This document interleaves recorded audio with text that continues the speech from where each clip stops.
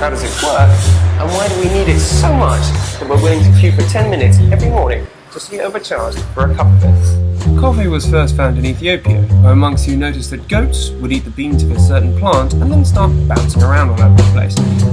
So I've come here to the coffee aisle to continue coffee's remarkable journey. If we look closely at the bags living here, they tell coffee's history. First imported to Yemen, where it was kept under tight control. Beans were boiled before they were allowed to leave the country, so that they couldn't germinate and grow anywhere else.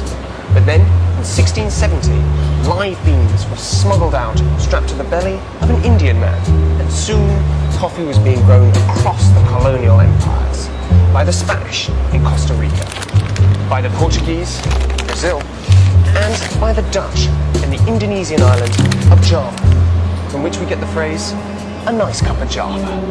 So, how does coffee have its incredible effects? Well, ideally, I would have liked to come to a sciencey looking environment to tell you, but I will have to settle for the kitchen wearing a lab coat. Caffeine is the active ingredient in coffee. There's about 50 milligrams of it in a shot of espresso, 100 milligrams in a cup of filter coffee, and about 150 milligrams in a cup of drip coffee.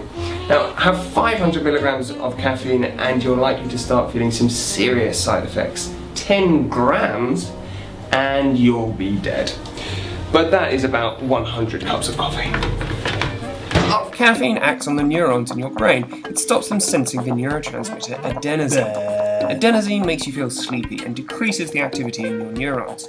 Caffeine stops neurons sensing adenosine, so you feel more awake and your neurons are more excitable. Caffeine also increases the amount of dopamine in your brain because your dopamine neurons are more excited and because the breakdown of dopamine is decreased. And this stimulation of your dopamine system is why you need coffee so much. Coffee is addictive. Not having your morning coffee is the start of your cold turkey. Added to this, caffeine constricts your blood vessels, which may help to ward off headaches. But caffeine only accounts for about 10 to 15% of the bitterness in coffee. Most of it comes from the thousands of different flavoursome chemicals and the way that they're broken down during the roasting of the coffee bean. And finally, the question I'm asked most in my professional life. Ali, why does coffee make me run to the toilet? Well, the answer is that it stimulates the production of the hormone gastrin.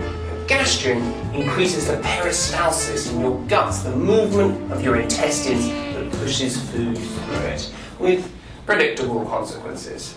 Interestingly, I always thought coffee was a diuretic, that it makes you pee, but actually it turns out that it only has this effect at very high doses. You would need to have about 10 cups of coffee.